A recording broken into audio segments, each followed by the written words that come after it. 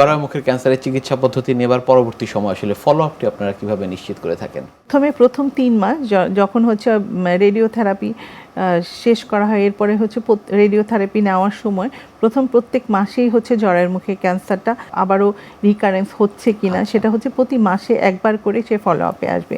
এরপর প্রতি 3 মাস পর 2 বছরের জন্য সে ফলো আপে থাকবে। এরপর প্রতি 6 মাস পর বাকি আরও 3 বছর সে ফলো আপে থাকবে। এরপর প্রতি বছর একবার করে সে ডাক্তারের পরামর্শ নেবে। চিকিৎসা নেবার পর পরবর্তী জীবনে আবার জরায়ুমুখের ক্যান্সার হতে পারে কিনা? আবার রিকারেন্স হওয়ার সম্ভাবনা থাকতে পারে, অথবা হচ্ছে সেকেন্ড ক্যান্সার হিসেবে অন্য কোথাও ক্যান্সার হতে পারে, রেডিওথেরাপি নেওয়ার কারণে সেটাও হতে পারে।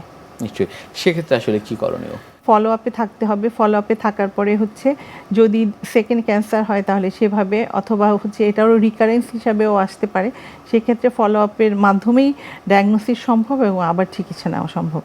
জরায়ুমুখের ক্যান্সার প্রতিরোধে কোনো ভ্যাকসিন বা অন্য কিছু আসলে রয়েছে কিনা? প্রিভেন্টিভ যদি আমরা বলি যে জ্বরের মুখে প্রিভেনশন আমরা কিভাবে করব, তাহলে দুইটা ভাবে করা যায়। এক হচ্ছে যে আমাদের ভ্যাকসিন নিতে পারে, আরেকটা হচ্ছে দ্বিতীয়ত হচ্ছে স্ক্রিনিং প্রসিডিওর, এবং স্ক্রিনিং প্রসিডিওরের মাধ্যমে প্রায় 90% জ্বরের মুখের ক্যান্সারটাকে হচ্ছে নির্মূল করা যেতে পারে।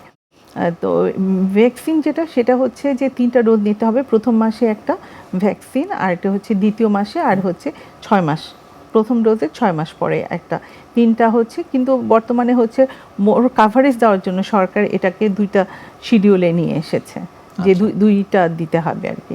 9 বছর বয়স থেকে 26 বছর বয়স পর্যন্ত আনম্যারিড মহিলাদের হচ্ছে ভ্যাকসিন। তবে 30 বছরের পরে যারা আছে, ম্যারিড পার্সন যারা, তাদের ক্ষেত্রে হচ্ছে এইচপিভি স্ক্রিনিং করে এইচপিভি আছে কিনা সেটা করে তারপরে হচ্ছে ভ্যাকসিনেশনটা নেবে।